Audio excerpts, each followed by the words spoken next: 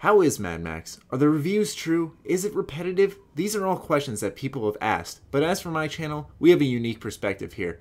Is this the post-apocalyptic fix I need before Fallout 4 comes out? Enough to satiate my thirst to explore a wasteland beforehand? Today, I will be answering that very question by breaking down what Mad Max is and my thoughts on the entire game.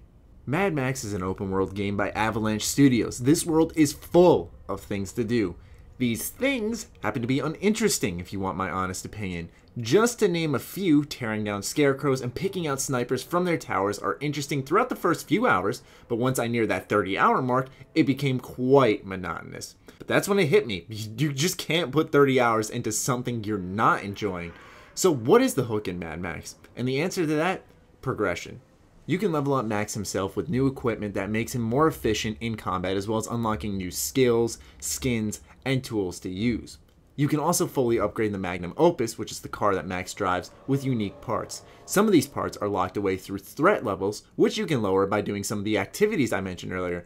Now you're probably starting to see what I mean, because now that this activity, although it isn't that great, when you're in that upgrade menu, it feels so worth it because now you're seeing the results of your actions. These upgrades are purchased through scrap, which is littered everywhere in the wasteland, mainly in enemy camps, which are the best part of the game in my opinion. You scout out the location, pick off what defenses you can from the outside, then you go in for the kill to remove the rest of the perimeter defense. Once you're finally inside, you're provided with a main objective, such as destroying transfer tanks, but also side objectives, such as collecting all the scrap in the area, or destroying the insignias. Once you're fully clearing out this camp, your allies move in. And for each camp you free, you build up your own scrap empire in a sense, which will produce for you when you're both on and offline.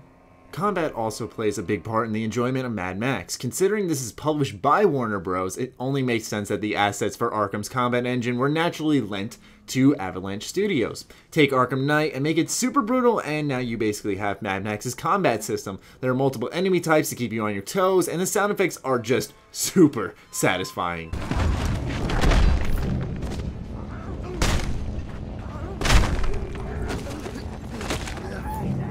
Car combat is on the other side of the spectrum, and ramming enemies and watching them blow to bits just feels too good. You unlock tons of weapons for your vehicle as time goes on, such as the harpoon, rockets, etc. It's a good time, and it's where you see the fruits of most of your time spent grinding activities. Story isn't Mad Max's strong suit, at least until the ending. It gets the job done, but it's fairly predictable and honestly just lacks focus.